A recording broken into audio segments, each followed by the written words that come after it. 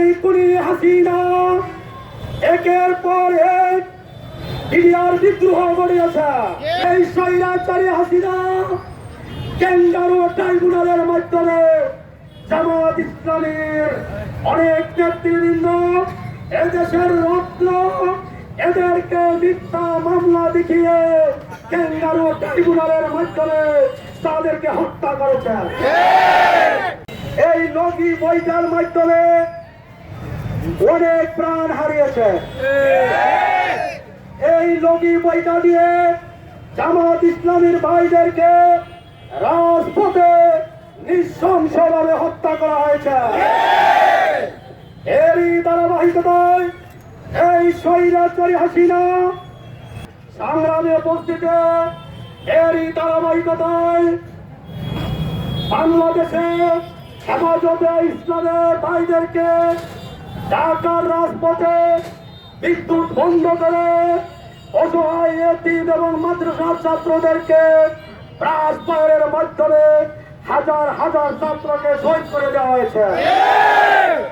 এরই ধারাবাহিকতায় বাংলাদেশ ইসলামী ছাত্র শিবিরের বিভিন্ন বিশ্ববিদ্যালয়ের মেধাবী ছাত্র ভাইদেরকে গুম করা হয়েছে। এরই ধারাবাহিকতায় বাংলাদেশ ইসলামী ছাত্র শিবিরের প্রায় 10,000 ভাইকে বন্ধ করে দেওয়া হয়েছে।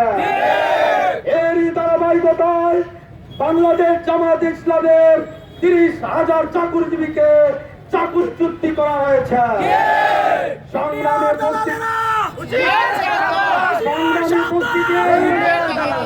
সংগ্রামী উপস্থিতি বাংলাদেশ জামাত ইসলামে এদেশের গণমানুষের সংগঠন, এদেশের প্রাণের সংগঠন, এদেশের মানুষকে সঙ্গে নিয়ে বারবার আন্দোলন করে যাচ্ছে স্বৈরাচারী হাসিনার বিরুদ্ধে। আজকে দেখেন আপনারা, এদেশের ছাত্র জনতা, এদেশের সাধারণ মানুষ, এদেশের শ্রমিক, এদেশের চাকরিজীবী, এদেশের বৃদ্ধ, এদেশের মহিলা, এদেশের ছাত্র, এদেশের ছাত্রীদের মাধ্যমে এই দুর্বার আন্দোলনের মাধ্যমে খুনি হাসিনা এদেশ ছেড়ে পালিয়ে যেতে বাধ্য হয়েছে। সংগ্রামী উপস্থিতি, আজকে ইতিহাস বলার সময় নয়। এই বাংলাদেশ জামাত ইসলামের অনেক ক্ষতি হয়ে গেছে, অনেক প্রাণ এদেশের জন্য আমরা ত্যাগ করেছি।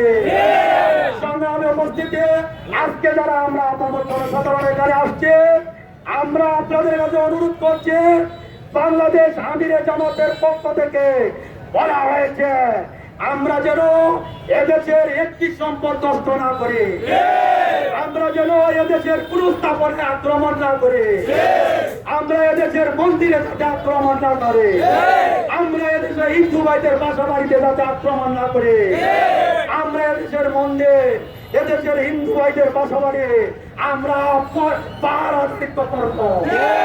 বাংলাদেশ জামাত ইসলামের ভাইদেরকে আজকে পদসভায় দাঁড়িয়ে বলতে চাই, এই চুনারুঘাটে যত হিন্দুদের মন্দির এবং বাসাবাড়ি আছে, জামাত ইসলামের পক্ষ থেকে এদেরকে পাহাড় দিতে হবে। এ পর্যায়ে আমি আমার জনসাধারণকে অসংখ্য ধন্যবাদ জানিয়ে আমার সংক্ষিপ্ত বক্তব্য এখানে শেষ করছি। খুদা হাফেজ। বাংলাদেশ জিন্দাবাদ।